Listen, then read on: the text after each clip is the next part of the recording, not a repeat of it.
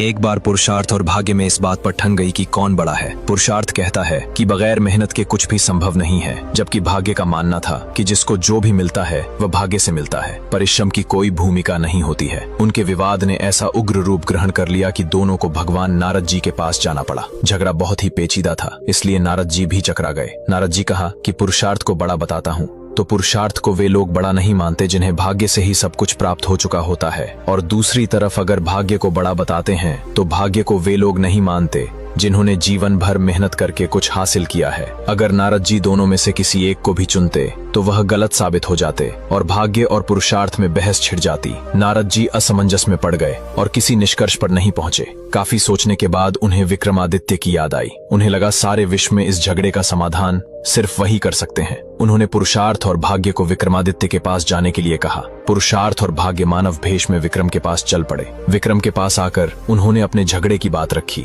विक्रमादित्य को भी तुरंत कोई समाधान नहीं सूझा। उन्होंने दोनों से 6 महीने की मोहलत मांगी और उनसे 6 महीने के बाद आने को कहा। जब वे चले गए तो विक्रमादित्य ने काफी सोचा, किसी निष्कर्ष पर नहीं पहुंच सके तो उन्होंने सामान्य जनता के बीच भेष बदलकर घूमना शुरू किया। काफी घूमने के बाद भी जब कोई संतोषजनक हल नहीं खोज पाए तो उन्होंने दूसरे राज्यों में भी घूमने का निर्णय किया। घूमते घूमते राजा एक नगर पहुंचे। उस नगर में राजा ने एक बुजुर्ग महिला को देखा जो अपनी झोपड़ी में अपनी पुत्री के साथ रहती थी। किसी तरह से उनका गुजर बसर होता था। महाराज विक्रमादित्य उस महिला के पास गए और कहा, माई, कुछ खाने को मिलेगा, बहुत दूर से आया हूँ, पेट में चूहे दौड़ रहे हैं। बूढ़ी माई बोली, बेटा, हमारे पास खाने को कुछ नहीं है। हमारा भाग्य इतना अच्छा कहा और न ही हमारे पास पुरुषार्थ है जो हम कमाई कर सके। थोड़ा ठहरो, मेरी पुत्री आती होगी। वह राजा के यहाँ काम करती है और प्रतिदिन राजा कुछ खाने को देता है, इतना कि हम 2 दिन तक खा सके। उसी से हमारी गुजर बसर होती है। पर कल रात एक भिक्षुक आया था, उसको मैंने खाना दे दिया खाने को, इसलिए आज कुछ न बचा है।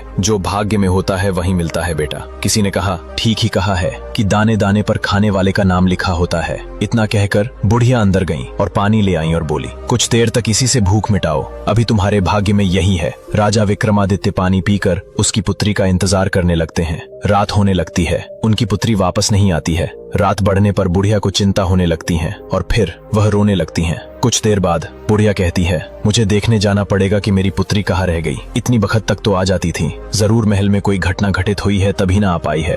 राजा कहता है, माई, शायद मेरी किस्मत में रोटी नहीं है। माई, तुम कहाँ रात में भटकती फिरोगी, ये काम मैं करूंगा, आप यही झोपड़ी की देखभाल करें। यह कहकर विक्रमादित्य उस लड़की को खोजने के लिए निकल पड़ते हैं। उस लड़की को खोजते हुए विक्रमादित्य एक जंगल पहुंच जाते हैं। जंगल में एक ऋषि मिलता है। राजा उस ऋषि से उस लकड़ी के विषय में बताते हैं और पूछते हैं कि आपने किसी लड़की को देखा है क्या? ऋषि कहता है, नहीं देखा है, पर बेटा, जो होता है अच्छे के लिए होता है। ये सुनकर विक्रमादित्य को गुस्सा आ जाता है और वे कहते हैं, कोई बुरी घटना अच्छा कैसे हो सकती है?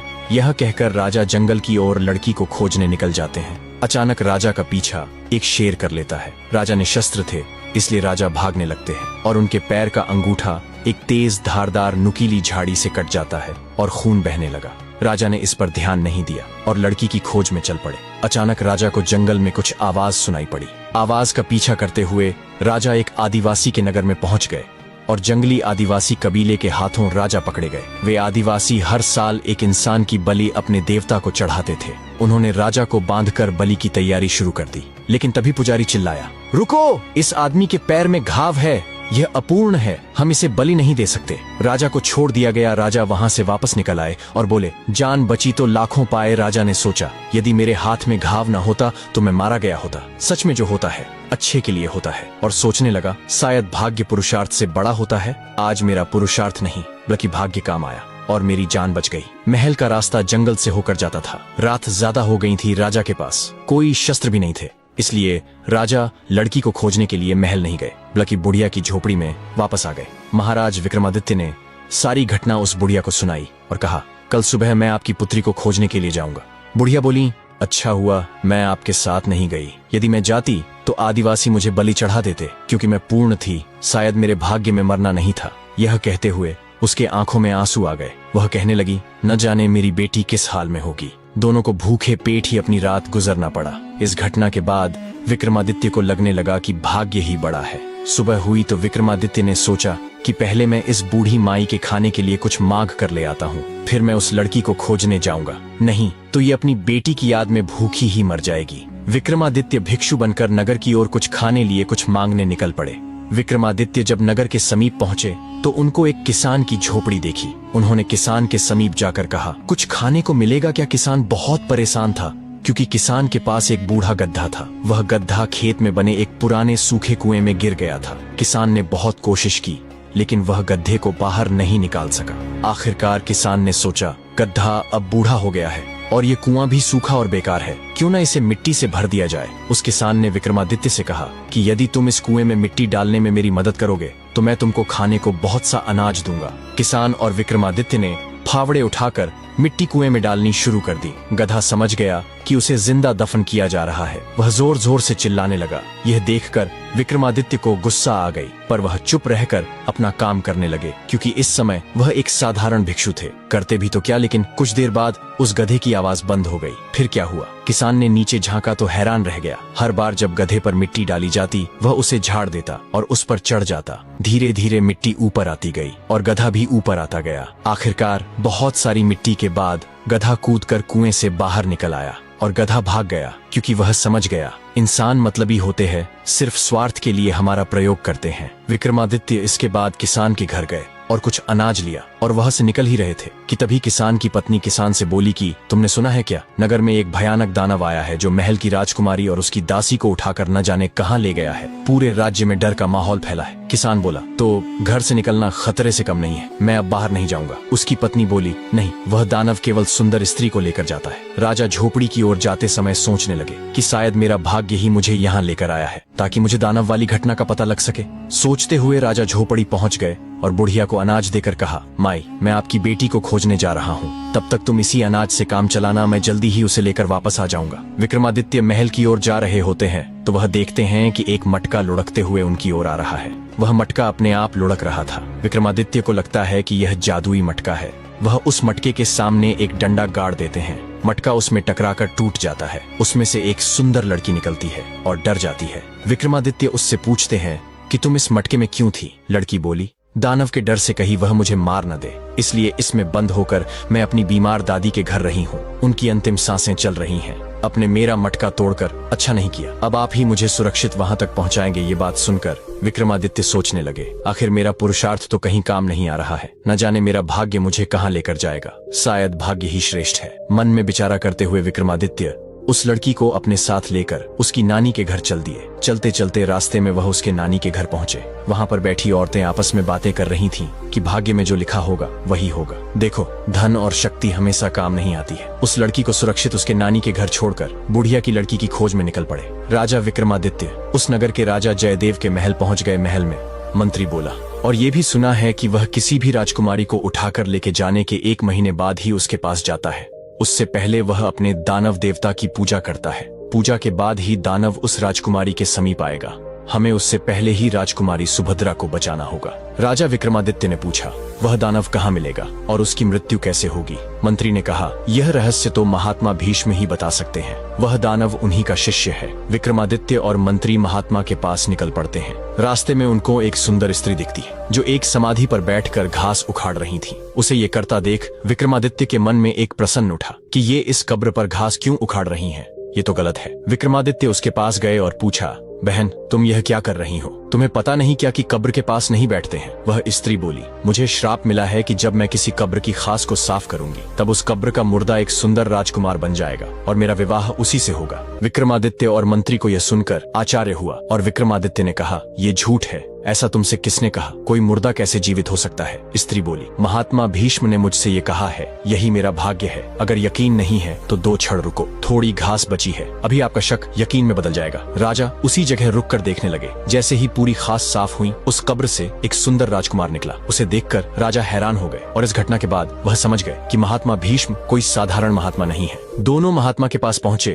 और उन्होंने महात्मा को प्रणाम किया और सारी घटना विधिवत बता डाला। महात्मा ने कहा कि वह दानव मेरा ही शिष्य है। उसने भागवत शिव की तपस्या की है। भगवान शिव ने उसकी तपस्या से खुश होकर उसे वरदान दिया है कि उसे न तो कोई दिन में मार सकता है, न रात में, न अस्त्र से मार सकता है, न शस्त्र से मार सकता है, और न अंदर मार सकता है और न बाहर मार सकता है। इसीलिए वह अब तक जीवित है। विक्रमादित्य सोच में पड़ गए। उन्होंने पूछा, तो आप ही बताए कि उसे कैसे मारे? महात्मा बोले, मुझे इस समस्या का समाधान पता है, पर मैं बता नहीं सकता हूँ, क्योंकि उसे वही मार सकता है जो उस समस्या का समाधान स्वयं ही खोजे। तभी तुम उसे मार सकते हो जब तुम अपने आप समाधान खोजो। महात्मा बोले, बस मैं इतनी ही तुम्हारी सहायता कर सकता हूँ कि तुम उस दानव को उसके महल के प्रथम द्वार तक ला सको। उसके महल में 3 द्वार है, तीनों द्वारों का पहरेदार तुमसे एक पहेली पूछेगा, उसका जवाब देने के बाद ही तुम दूसरे द्वार में प्रवेश करोगे, तभी तुम जाकर उस दानव तक पहुँच पाओगे। मंत्री बोला, जब दानव बाहर आएगा तब उसे मार देना। विक्रमादित्य बोले, तब तक वह रानी को मार देगा। 10 दिन बीत गए हैं। महात्मा बोले, उसे मरना कोई बच्चों का खेल नहीं है। बल, बुद्धि, पराक्रम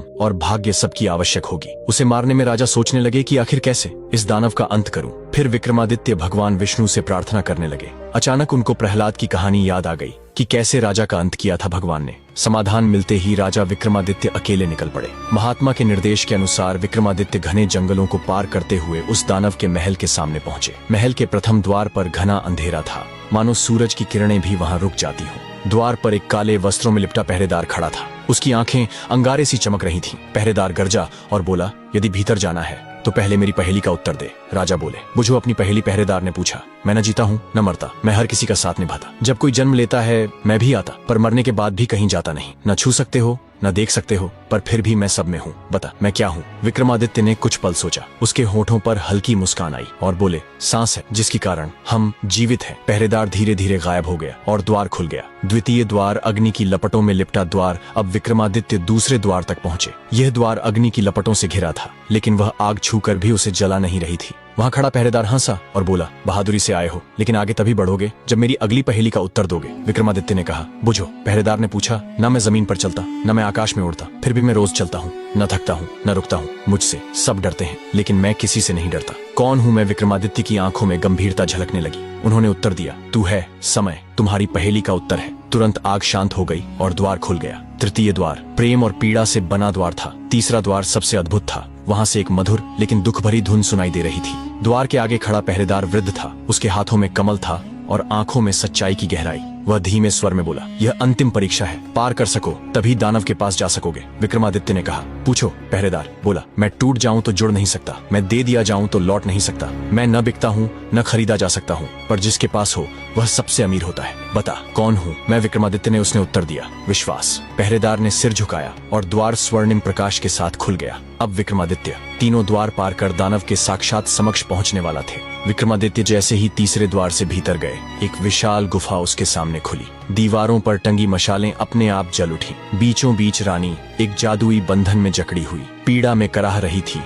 तभी गुफा में कंपन हुआ। अंधकार से एक विशालकाय दानव प्रकट हुआ। उसकी आंखें आग की तरह जल रही थीं और उसके हाथ में एक बड़ा त्रिशूल था। दानव गरजा, किसने तुम्हें यहाँ तक पहुँचने दिया? यह मेरी दुनिया है, यह स्त्री अब मेरी बंदी है। 10 दिन पूरे हो चुके हैं, अब इसका हृदय मेरी शक्ति का स्रोत बनेगा। विक्रमादित्य ने तलवार खींच ली और बोले, मैं राजधर्म निभाने आया हूँ, तुम्हारा अंत आज यहीं होगा। दानव ने अपने त्रिशूल से हमला किया, लेकिन विक्रमादित्य की तलवार दिव्य थी। उसे महात्मा ने आशीर्वाद दिया था। युद्ध भीषण था, एक ओर दैत्य की शक्ति, दूसरी ओर राजा की सत्यनिष्ठा।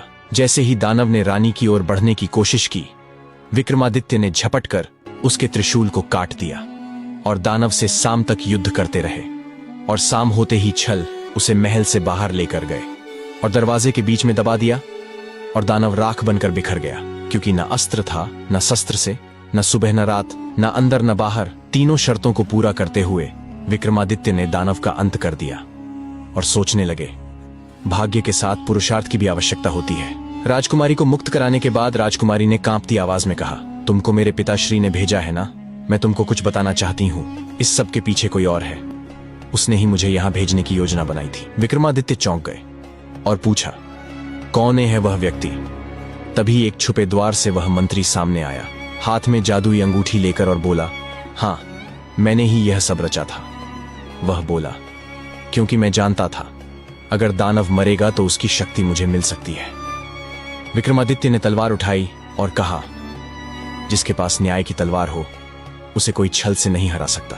और फिर मंत्री को बंदी बना लिया गया। राजा रानी सुभद्रा और उस लड़की तारा को साथ लेकर महल की ओर चल दिए और राजकुमारी को राज्य में सम्मान सहित लौटाया। मंत्री को राजद्रोह के लिए सजा दी गई। महात्मा प्रकट हुए और बोले, वत्स, तुमने बुद्धि, धैर्य और पुरुषार्थ तीनों की परीक्षा उत्तीर्ण की। यही एक सच्चे राजा की पहचान है। धोखा कितना भी गहरा हो, पर सत्य और विश्वास की तलवार हर अंधकार को चीर सकती है। राजा जयदेव अपनी पुत्री को जीवित देखकर फूले नहीं समा रहे थे। उन्होंने विक्रम को ढेर सारा धन दिया और धन्यवाद किया। राजा विक्रमादित्य उस लड़की को लेकर उसकी झोपड़ी की ओर चल दिए और वहां पहुंचकर राजा ने कहा, माई देखो, मैं आपकी बेटी को ले आया। अपनी पुत्री को देखकर वह बुढ़िया बहुत खुश हो गई, क्योंकि उसने बहुत इंतजार किया था। उसने उम्मीद ही छोड़ दी थी कि उसकी बेटी उसे मिलेगी। राजा ने सारा धन दे दिया उस बूढ़ी माई को, पर बुढ़िया ने धन लेने से मना कर दिया और कहा, मेरी पुत्री ही मेरा सबसे बड़ा धन है। तुमने मेरी बेटी की जान बचाकर बहुत बड़ा एहसान किया है राजा। विक्रमादित्य ने कहा, माई ये एहसान नहीं, मेरा फर्ज था, और ये धन आपकी बेटी के कारण मुझे मिला है, इसलिए इस पर आपका हक है। इतना कहकर राजा धन देकर निकल गए, क्योंकि उन्हें अपने प्रश्न का हल नहीं मिला था, क्योंकि अभी भी वे दुविधा में थे और अभी 2 महीने ही बीते थे। जंगल में भटकते हुए उन्होंने देखा कि एक सुदर्शन युवक एक पेड़ पर चढ़ा और एक शाखा से उसने एक रस्सी बांधी। रस्सी में फंदा बना था, उस फंदे में अपना सर डालकर झूल गया। विक्रम समझ गए कि युवक आत्महत्या कर रहा है।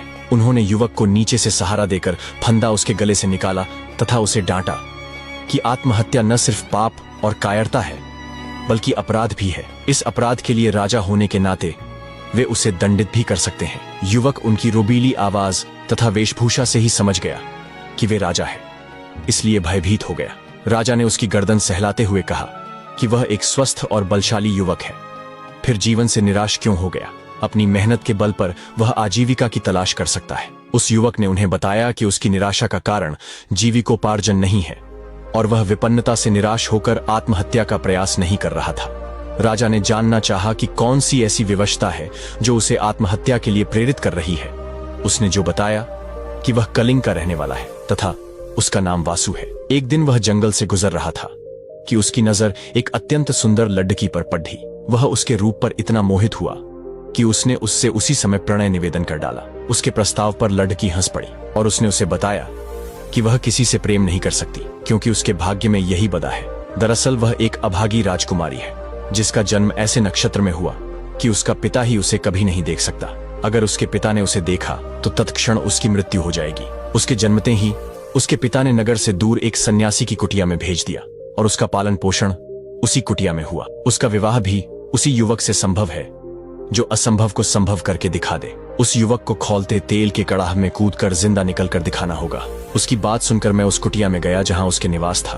वहां जाने पर उसने कई अस्थि पंजर देखे जो उस राजकुमारी से विवाह के प्रयास में खौलते कदाह के तेल में कूदकर अपनी जानों से हाथ धो बैठे थे।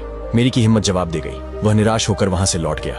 उसने उसे भुलाने की लाख कोशिश की, पर उसका रूप सोते जागते उठते बैठते हर वक्त आंखों के सामने आ जाता है। मेरी नींद उड़ डिच गई है, खाना पीना नहीं अच्छा लगता है। अब प्राणों का अंत कर लेने के सिवा उसके पास कोई चारा नहीं बचा है। विक्रम ने उसे समझाना चाहा कि उस राजकुमारी को पाना सचमुच असंभव है, इसलिए वह उसे भूलकर किसी और को जीवन संगिनी बना ले, लेकिन युवक नहीं माना। उसने कहा कि आपने मुझे व्यर्थ ही बचाया, मुझे मर जाने दिया होता तो अच्छा होता। विक्रम ने उससे कहा कि आत्महत्या पाप है और यह पाप अपने सामने वह नहीं होता देख सकते थे। विक्रमादित्य ने उसे वचन दिया कि वे राजकुमारी से उसका विवाह कराने का हर संभव प्रयास करेंगे। फिर उन्होंने मां काली द्वारा प्रदान दोनों बेतालों का स्मरण किया। दोनों बेताल पलक झपकते ही उपस्थित हुए तथा कुछ ही देर में उन दोनों को लेकर उस कुटिया में आए जहां राजकुमारी रहती थी। वह बस कहने को कुटिया थी। राजकुमारी की सारी सुविधाओं का ख्याल रखा गया था। नौकर चाकर थे। तपस्वी से मिलकर विक्रमादित्य ने वासु के लिए राजकुमारी का हाथ मांगा। तपस्वी ने राजा विक्रमादित्य का परिचय पाकर कहा कि अपने प्राण वह राजा को सरलता से अर्पित कर सकता है, पर राजकुमारी का हाथ उसी युवक को देगा जो खौलते तेल से सकुशल निकल आए। विक्रमादित्य ने पूछा, यदि शर्त कोई और पूरा करे तो शर्त पूरी करने वाला व्यक्ति किसी और के लिए राजकुमारी का हाथ मांग सकता है या नहीं? इस पर तपस्वी ने कहा कि बस यह शर्त पूरी होनी चाहिए। वह अपने लिए हाथ मांग रहा है या किसी अन्य के लिए, यह बात मायने नहीं रखती है। उसने राजा को विश्वास दिलाने की कोशिश की कि इस राजकुमारी को कुंवारी ही रहना पड़ रहेगा। जब विक्रम ने उसे बताया कि वे खुद ही इस युवक के हेतु कड़ाह में कूदने को तैयार हैं, तो तपस्वी का मुंह विस्मय से खुला का खुला रह गया। वे बात ही कर रहे थे कि राजकुमारी अपनी सहेलियों के साथ वहां आई। वह सचमुच अप्सराओं से भी ज्यादा सुंदर थी। अगर युवकों ने खौलते कड़ाई में कूदकर प्राण गंवाए तो कोई गलत काम नहीं किया। विक्रम ने तपस्वी से कहकर कड़ाई भर तेल की व्यवस्था करवाई। जब तेल एकदम खौलने लगा तो मां काली को स्मरण कर विक्रम तेल में कूद गए। खौलते तेल में कूदते ही उनके प्राण निकल गए और शरीर भुनकर स्याह हो गया। मां काली को उन पर दया आ गई और उन्होंने बेतालों को विक्रम को जीवित करने की आज्ञा दी। बेतालों ने अमृत की बूंदें उनके मुंह में डालकर उन्हें जिंदा कर दिया। जीवित होते ही उन्होंने वासु के लिए राजकुमारी का हाथ मांगा।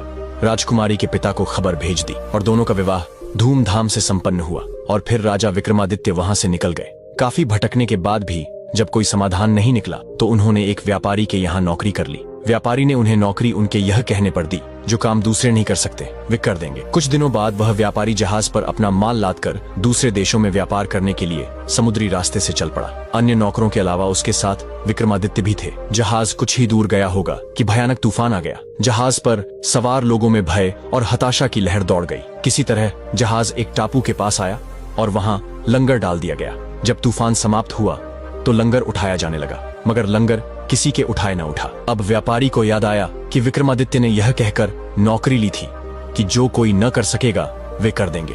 उसने विक्रम से लंगर उठाने को कहा। लंगर उनसे आसानी से उठ गया। लंगर उठते ही जहाज ऐसी गति से बढ़ गया कि टापू पर विक्रम छूट गए।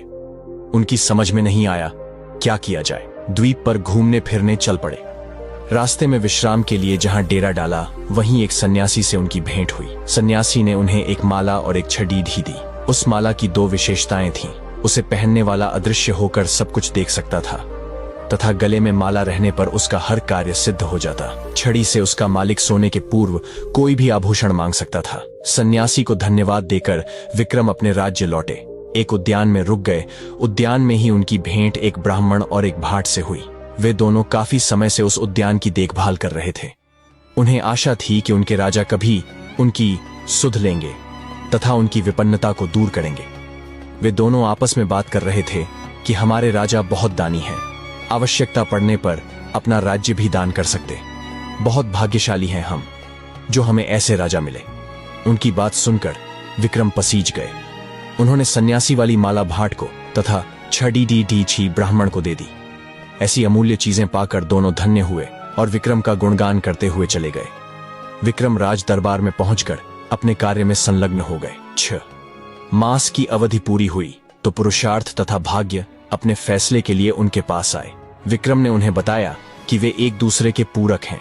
जहां पुरुषार्थ अर्थात मेहनत होगी वही भाग्य होगा। उन्होंने संपूर्ण घटना उन्हें सुनाई और कहा कि मैंने भाग्य और शक्ति से राजकुमारी की जान बचाई और उस बूढ़ी माई का भाग्य था जो उन्हें धन मिल गया। मैंने अपने पुरुषार्थ से ही जहाज को डूबने से बचाया। उस गधे का भाग्य था कि वह बच गया और मेरा पुरुषार्थ था कि जहाज चल पड़ा। मैंने एक लड़के की जान बचाई और अपने पुरुषार्थ से उसका विवाह कराया। उन्हें छड़ी और माला का उदाहरण याद आया। जो छड़ी और माला उन्हें भाग्य से सन्यासी से प्राप्त हुई थी, उन्हें ब्राह्मण और भाट ने भाग्य से प्राप्त किया। पुरुषार्थ और भाग्य पूरी तरह संतुष्ट होकर वहां से चले गए।